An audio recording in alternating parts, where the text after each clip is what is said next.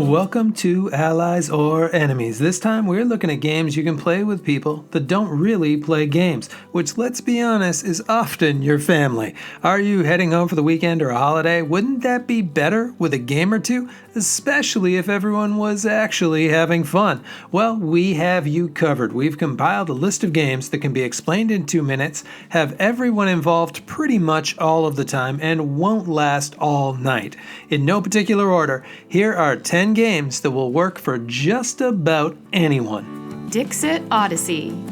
We are specifically suggesting the Odyssey version of the game because it can play up to 12. And better yet, everyone is involved pretty much all the time. The rules are simple. One player chooses a card and says any word or words that might relate to it, and then everyone else picks a card from their hand that might also relate, and then everyone guesses which was right. Much like visual apples to apples, but what puts this one over the competition is the abstraction and the artwork. Every answer feels kind of right, and every card is inherently interesting. It is all kind of weirdly zen, and people get so wrapped up in the pictures and the guessing that it is rare that anybody gets too serious about the score. Cartographers. Another one that can play for a large group is Cartographers. The box says up to 100.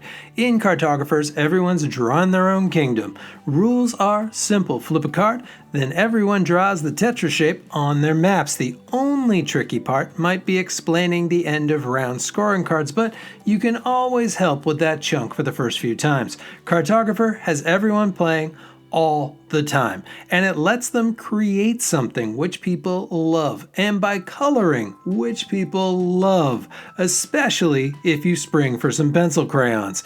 And if you think your family can handle it, it also has the option of using goblin invasions for a little bit of interactive family feuding. Kingdomino. If you like the idea of building a kingdom but have a smaller group, we'd also recommend Kingdomino, which works for up to 4 players. It's our go-to for an intro to tile placement. Each turn, players draft 1 tile and add it to their Kingdom Domino style. Then at the end, you count up points based on largest clumps of similar lands. It takes a game everyone already knows and adds a fun level of fantasy kingdoms. And if you feel like your family is up for a bit more, maybe go for the newer Kingdomino Origins instead, as it adds the option of a few more bells and whistles to ramp up the difficulty.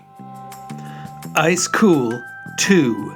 This dexterity game is a bit of a wild card, but with the right family on the right night, Ice Cool is an absolute blast.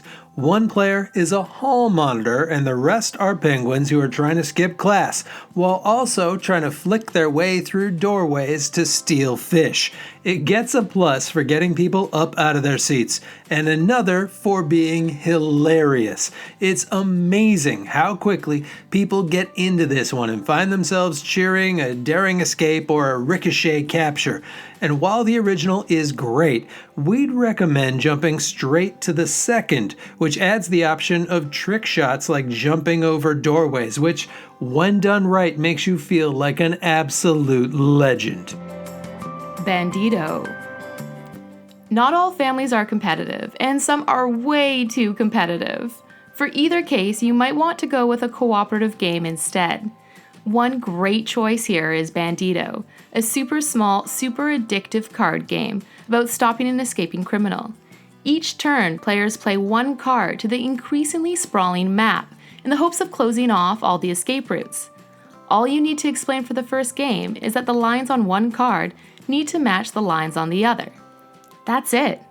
The fun comes from after you fail a few times and start to get really into capturing the hamburger-esque criminal. This is when you will play 3 or 4 times in a row, with people still asking for more. 5-Minute Marvel. For another co-op suggestion that will work well for kids or anyone that loves superheroes and can deal with a bit of time pressure, we suggest 5-Minute Marvel. This is an ultra-fast and ultra-messy card game in which teams of up to 5 heroes work together to defeat a stack of villains. The tricky thing is you only have 5 minutes to do it, and you all play at once all the time, throwing down cards with symbols that match the next villain in line and then quickly flipping that one to go to the next. The great thing about it is it goes too fast for anyone to quarterback, but it also goes so fast that people will be excitedly yelling and throwing cards, so you need to be okay with a little bit of chaos. Sushi Go Party. One mechanic we found that tends to work particularly well for families is drafting, because everybody is playing all the time. For our money, Sushi Go Party is one of the best for getting people into the idea of card drafting without too much fuss, even at the full count of 8 players. Each turn, players choose a sushi card to add to their meal, and pass the rest of their cards around the circle. At the end of each round, you score. Even the scoring is easy, as all of the rules are right on the board, and the different ingredients let you turn down or ramp up the difficulty for your group.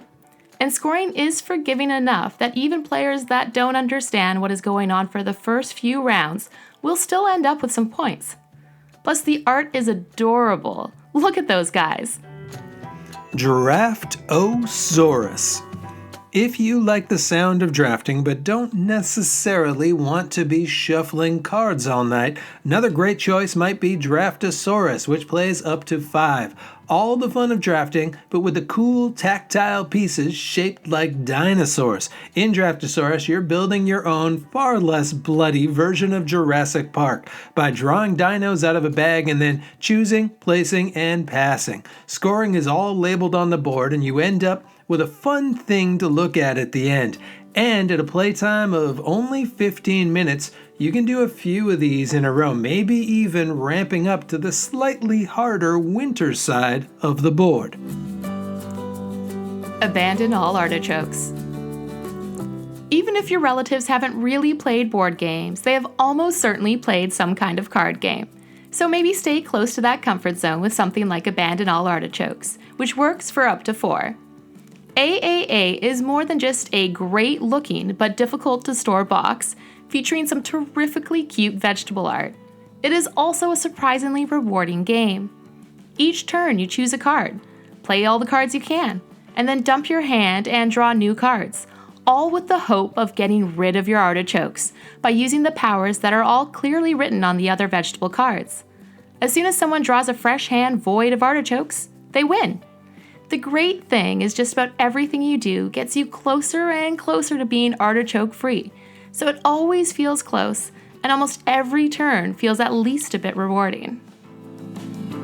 Survive. Escape Atlantis. Some folks don't want to play nice. Some like a bit of cutthroat competition, and for those folks, we suggest Survive, which works for groups of up to 4 or 6 with the expansion. In Survive, players are racing to get their meeples off of a sinking island and through the shark, whale, and sea serpent-filled waters to safety. On a turn, you move your meeples, flip a tile, and roll a dice, which sounds easy enough, except that the tiles you flip usually dump opponents into dangerous waters, and the die you roll move sharks and serpents to eat those now vulnerable swimmers.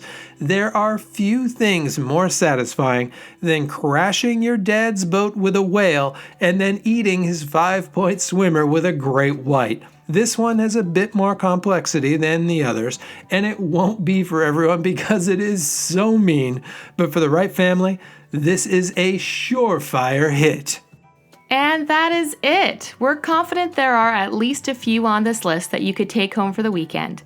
But it is by no means an exhaustive list, so please let us know the ones you think we missed in the comments.